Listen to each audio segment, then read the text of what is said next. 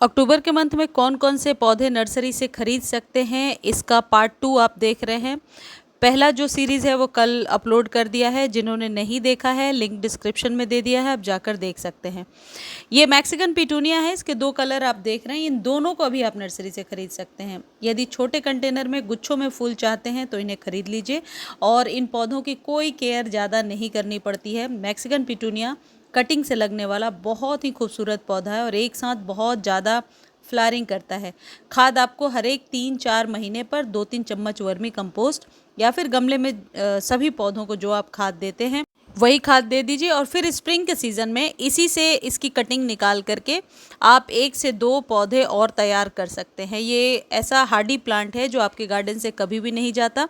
तो अभी तक यदि आपके पास नहीं है तो ये परफेक्ट टाइम है, आप खरीद सकते हैं। अगला है ऑरेंज फ्लेम वाइन। ये बहुत ही सुंदर लताओं वाला पौधा है और इसको आप अभी खरीद सकते हैं। परमानेंट प्लांट है, लेकिन नर्सरी में अभी से लेकर के फरवरी तक ये मिलेगा। फरवरी के टाइम में इसकी फ्लावरिंग बहुत अच्छी होती है और इसको आप किसी भी ऐसे कंटेनर में लगाइए जहाँ पर कि आप क्रीपर की तरह चढ़ा सकते हैं इसे, या जिस तरीके से मैंने स्टिक लगाया है जैसा आप देख रहे हैं ऐसे स्टिक में इसे लगाइए, क्योंकि ये वाइन है तो जब तक इसको सहारे आप नहीं देंगे ये आगे नहीं बढ़ेगा। इस पौधे की केयर भी वैसे ही करनी है जैसे सभी पौधे की करते हैं, पानी और धूप का ख्याल रखना है। अब अगला जो पौधा है, इसकी एक लीफ यदि किसी के यहाँ से अभी लेकर आते हैं तो 3-4 प्लांट एक साथ आप बना सकते हैं। इसकी केयर इस तरीके से करनी है कि आप सॉइल में दबाइए और पानी स्प्रे से दे दीजिए, फिर 10 डेज़ ऐसे ही छोड़ दीजिए। 10 डेज़ के बाद फिर पानी दे दीजिए अच्छे से। सेमी शेड एरिया में रखिए। पत्तों से ग्रो होने वाला पौधा है, सिंसेवेरिया या स्नेक प्लांट के नाम से आपको मिल जाएगा। और ये नासा द्वारा रिकमेंडेड एयर प्यूरिफाइंग प्लांट है, तो ये मस्ट हैव वाले प्लांट्स हैं जो आपको रखना ही है अपने घर में। इसे आप लिविंग रूम में, अपने बालकनी में, टेरेस पर, हर उस जगह पे रख सकते हैं जहाँ डायरेक्ट सनलाइट नहीं आती हो।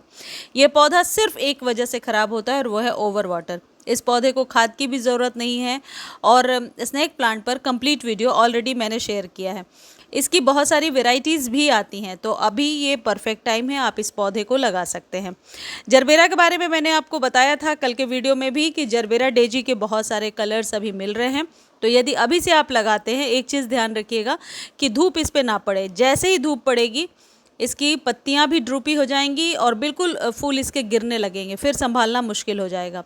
एक इसमें सजेशन ये है कि यदि इसको लेने जा रहे हैं, उनके पास जो पॉटेड प्लांट है ऑलरेडी उन्होंने पॉट में लगा रखा है, बस उस प्लांट को लेकर आ जाइए।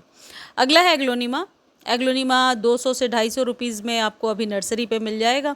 एग्लोनिमा ले आइए और स्प्रिंग के सीज़न में जब इसमें से पप्स निकलेंगे, जैसा साइड में आपको दिख रहा है, उसे निकाल करके किसी और गमले में शिफ्ट कर लीजिए। एक से बहुत सारे प्लांट्स बन जाते हैं। एयर प्योरीफाइंग प्लांट भी है और साथ ही साथ कलरफुल भी बहुत है। तो आपके गार्डन में हमेशा कलर ऐड करना चाहते हैं तो इसके बहुत सारे कलर्स अभी आपको मिलेंगे जो लेकर आ सकते हैं। किसी परिचित के यहाँ है तो फिर आप इसकी कटिंग भी लेकर के आ सकते हैं। अगला जो पौधा आप देख रहे हैं, इसमें भीनी भीनी खुशबू होती है और यह है जेरेनियम। जेरेनियम अभी सर्दियों में मिलना शुरू हो गया है। जरबेरा की तरह इसे अभी आप ला सकते हैं।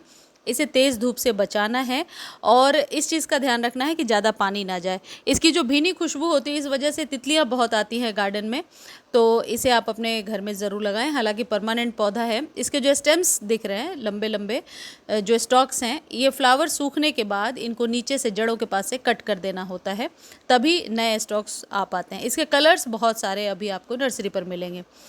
यदि आप कोई ऐसा पौधा लगाना चाहते हैं जो बहुत हार्डी है और इंडोर भी ग्रो कर सकते हैं, इंडोर फूल खिल सकते हैं, तो पीस लिली लगाइए। पीस लिली बहुत हार्डी एयर प्योरीफाइंग प्लांट है। और पीस लिली के लिए एक चीज़ है कि जैसे एक रूट बॉल से सिर्फ एक ही फ्लावर निकलता है, तो इसको बार बार रीपॉट करने से बचना चाहिए। और ये मैं अपने एक्सपीरियंस से आपको बता रही हूँ। जो भी प्लांट्स मैं बताती हूँ पहले मैंने अनुभव किया है तभी बताती हूँ, सिर्फ वीडियो बनाने के लिए आपको नहीं बताती। जैसे इंस्ट्रक्शन दे रही हूँ वैसे लगाइएगा, कभी प्रॉब्लम नहीं आएगी। तो पीस लिली को बार बार रिपोर्ट ना करें। ये है एंथूरियम। एंथूरियम 250 से 300 रुपीज़ के बीच में अभी आपको नर्सरी में मिलेगा। इसके 2-3 कलर्स मिल जाते हैं और इसको भी मैं आपको सजेस्ट करूँगी कि पॉटिंग सॉइल बहुत बढ़िया बनाइए।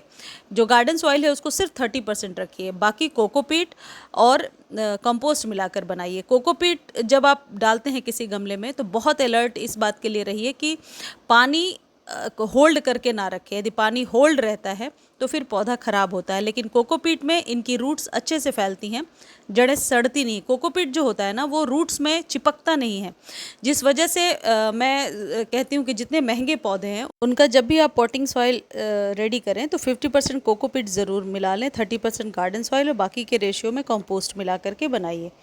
ये है नाग चंपा। प्लमेरिया भी लगा सकते हैं। नाग चंपा में अभी फ्लावरिंग का टाइम है तो आप इस पौधे को अभी लगा सकते हैं। परमानेंट वाइन की तरह, वाइन नहीं कह सकते, पेड़ की तरह ये बढ़ता जाता है। 8 से 10 इंच के कंटेनर में ही लगाया है मैंने, लेकिन ये बहुत अच्छे से बढ़ रहा है। तो ये पौधे जब आप लेते हैं स्प्रिंग के सीज़न में, आप चाहें तो इसे कट कर सकते हैं और इसके मल्टीपल ब्रांचेस ले सकते हैं। इसी तरीके से आप हर श्रृंगार और रात रानी के पौधे को भी अभी लगा सकते हैं। अपराजिता भी अभी खरीद कर लगा सकते हैं क्योंकि अपराजिता में इस बार लेट से फ्लावरिंग हो रही है।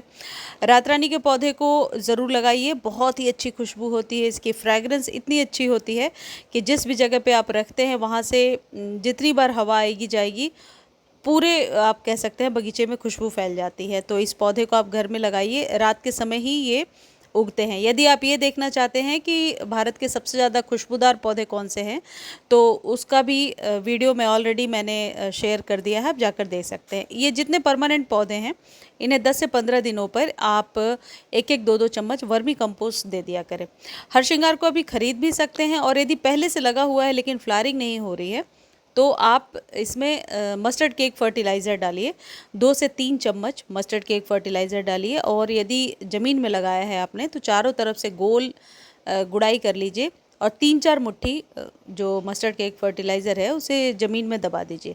यदि आप इस पाउडर को ख़रीदना चाहते हैं तो उसका लिंक मैं डिस्क्रिप्शन में दे दूँगी, या फिर आप कॉपी नहीं कर पा रहे हैं तो मुझे टेक्स्ट करके पूछ सकते हैं।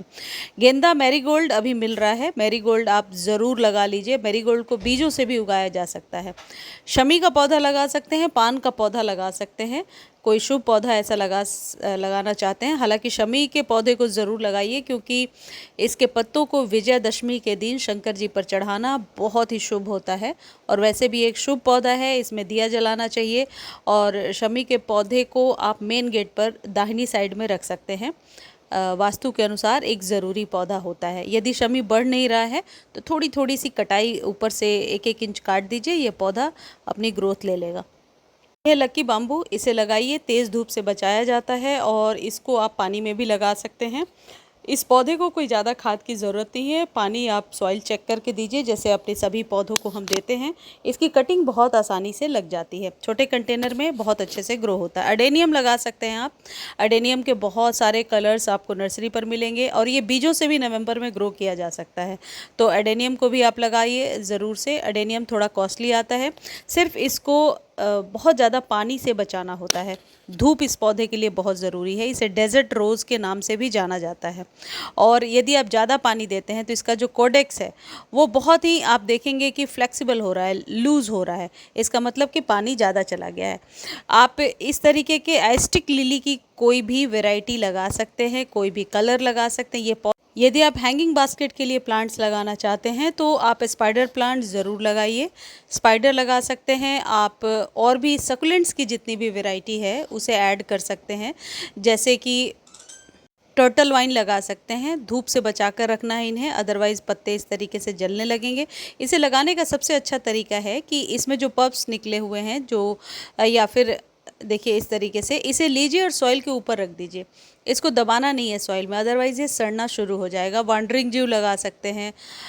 इन पौधों को सिर्फ सॉइल के ऊपर रखना होता है और ये मॉइस्चर लेकर के मॉइस्चर खुद ही क्रिएट कर लेते हैं और जड़ों को बना लेते हैं। आप टर्टल वाइन लगा सकते हैं। देखिए कुछ इस तरीके से आप सॉइल रेडी कीजिए, किसी भी तरीके के सॉइल में टर्टल वाइन को सिर्फ ऊपर से रख देना होता है। इसमें एरियल रूट्स अपने आप निकली होती हैं और ये मॉइस्चर लेकर के जड़ों को बना लेता है, जैसे कि ये मैं आपको दिखा रही हूँ। इसमें पानी देने का सबसे अच्छा तरीका है स्प्रे करके पानी दीजिए। जब आप ऊपर से ऐसे जड़ों को रख देते हैं इसके लीफ को, तो फिर आप स्प्रे करके पानी दीजिए, कोई खाद देने की ज़रूरत नहीं है। 3-4 महीने बाद आप बोन मिल दे सकते हैं या कैल्शियम युक्त कोई भी खाद दे सकते हैं।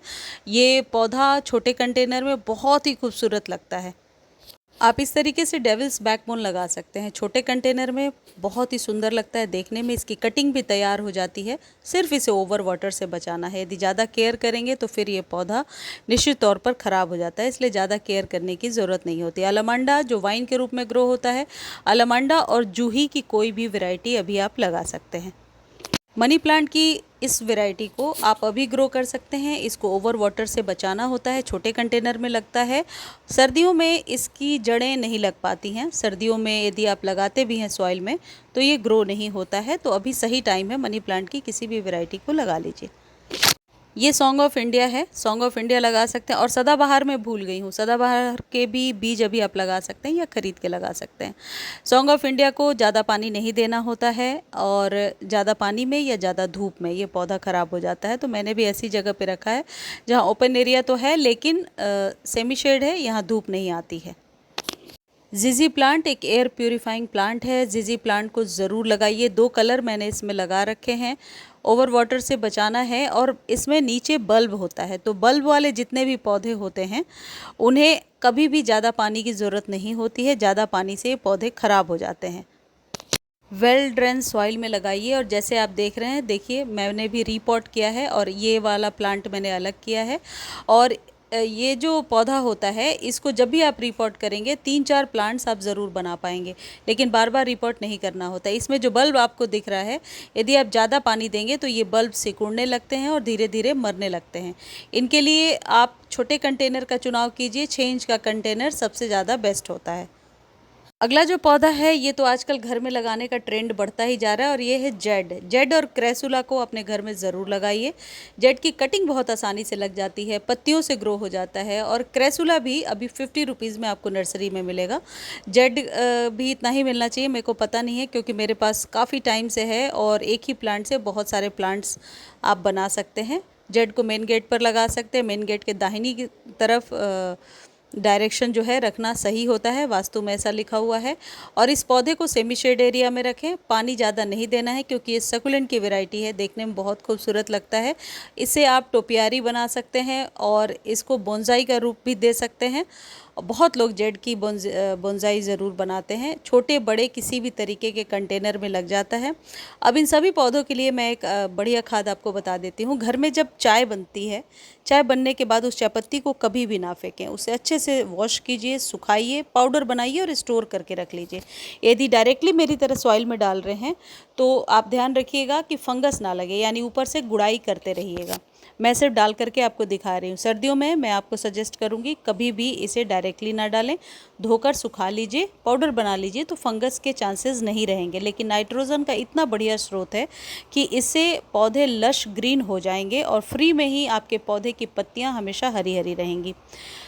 अब एक काम की बात आप लोग सुनिए, प्लीज़ आप लोग चैनल को सब्सक्राइब कर दीजिए। आप लोग सब्सक्राइब बिल्कुल भी नहीं करते। देखिए ये क्रेसुला की वैरायटी है और वीडियो के लास्ट में जो दिखाऊंगी रैनकुलस है जो गुलाब की तरह दिखता है, तो उसको अभी ना ख़रीदें, उसके लिए थोड़ा वेट करें। अक्टूबर के लास्ट में इस पौधे को ख़रीदें। और मुझे उम्मीद है ये जानकारी आपको अच्छी लगी होगी। जानकारी अच्छी लगती है तो चैनल को लाइक शेयर और सब्सक्राइब ज़रूर कर दिया करें। यही वीडियो फेसबुक पर है, लिंक डिस्क्रिप्शन में।